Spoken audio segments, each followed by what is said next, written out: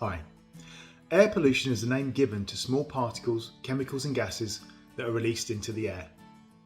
When air pollution is high, the pollutants in the air may be hazardous to people, particularly those with lung or heart conditions. Every year, air pollution contributes towards ill health and mortality and is the largest environmental health risk we face. Two particular pollutants of focus are fine particulate matter and nitrogen dioxide.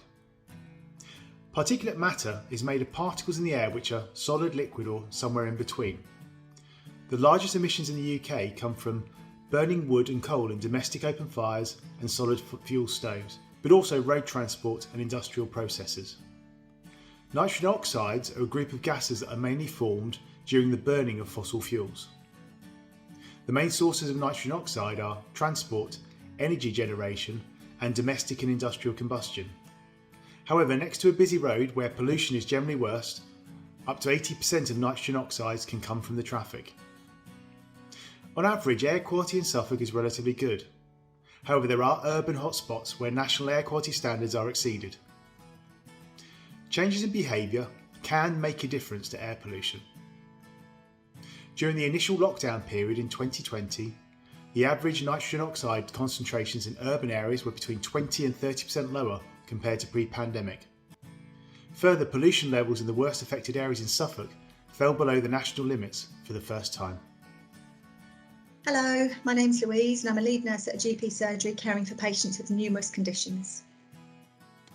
We know through many studies that air pollution does have an impact on people's health. In the short term, exposure to high levels of pollution can exacerbate symptoms with people suffering from lung or heart conditions, whilst longer term impacts can be associated with lung, heart and circulatory disorders.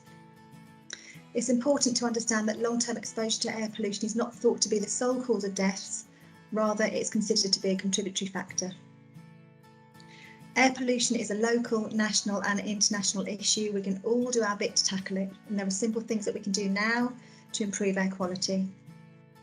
Things such as using the car less, walking short journeys, walking to the school and back on the school run. How about working from home 1 or 2 days a week if possible? Or think about cycling to work if it's safe to do so.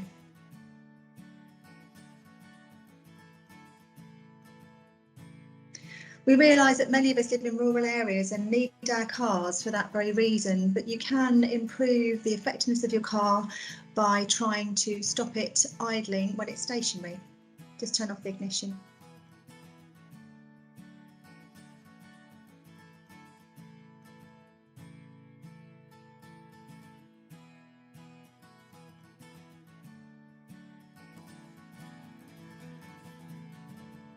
If you're burning wood on an open fire, use a smokeless, well-seasoned quality fuel, as this will reduce the particulate emissions. As a nurse, I was really interested to learn about the impact of COVID lockdowns on air quality. A survey by the British Lung Foundation showed that 1/4 of people with asthma noted an improvement in their symptoms.